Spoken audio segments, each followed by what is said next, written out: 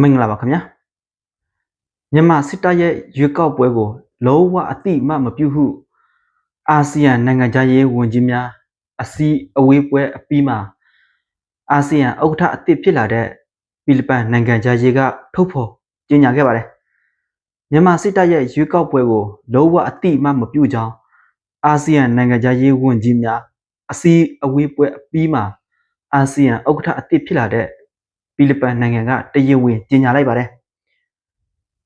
ဖိလစ်ပိုင်နိုင်ငံဇေဘူမြို့နယ်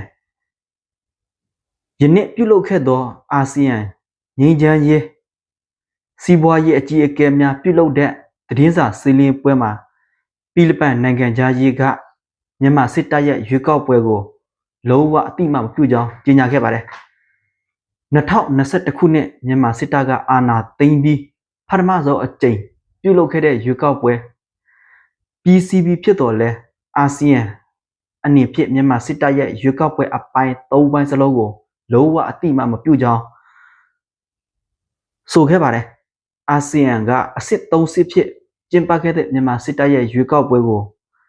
လုံးဝထောက်ခံအတည်ပြုမှုမရှိသလိုဖိလစ်ပိုင်ကလည်းမြန်မာစစ်တပ်ရဲ့မတရားရွေးကောက်ပွဲကိုလည်းပယ်ဖျက်ထားပါတယ်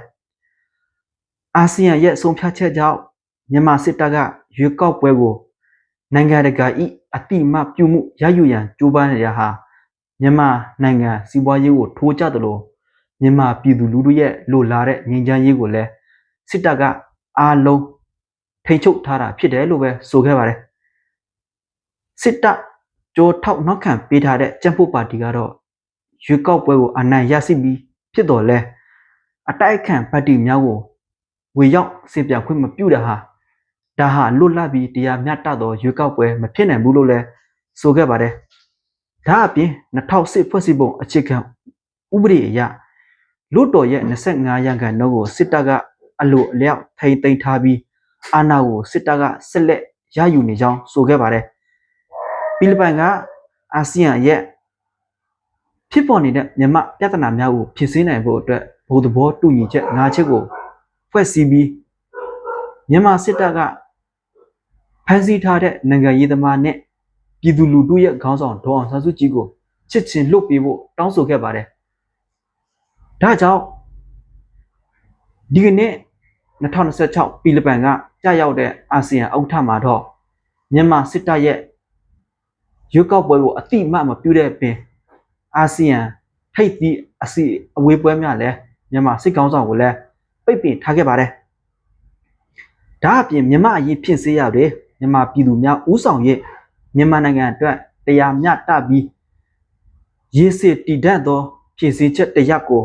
စာဖွေရန်အထောက်အကူပြုသားမှာဖြစ်ပြီးထို့အတူမြန်မာနိုင်ငံသည်အာဆီယံရဲ့အရေးပါသောအသက်သွေးကြောင်းအဖွဲ့ဝင်နိုင်ငံတွေဖြစ်ဆက်လက်တည်ရှိသွားမှာဖြစ်ပြီးမြန်မာနိုင်ငံတွေလွတ်လပ်ပြီးတရားမျှတသောရွေးကောက်ပွဲဖြစ်ပြီးကန့်သတ်မှုမရှိအဝင်အထွက်ပြည်သူလူထုရဲ့လိုအပ်ချက်များကို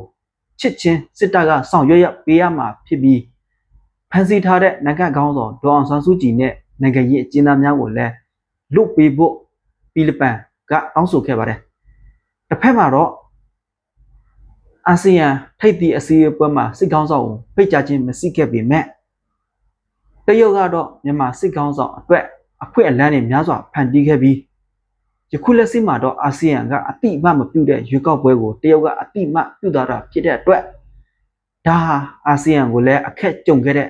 အလုပ်ရတစ်ခုဖြစ်ပါတယ်။ဒါပေမဲ့အာဆီယံကတော့မြန်မာပြည်သူများနဲ့အတူရပ်တည်သွားပြီးမြန်မာနိုင်ငံအေဂျင့်တီအထိမြန်မာစစ်တပ်ကိုလုံးဝအားပေးအားမြောက်သွားမှာမလုပ်ဘူးလို့ပဲအာဆီယံဥက္ကဋ္ဌအသစ်ဖြစ်ရတဲ့ဖိလစ်ပိုင်နိုင်ငံသားကြီးကဆိုခဲ့ပါတယ်ခင်ဗျာ။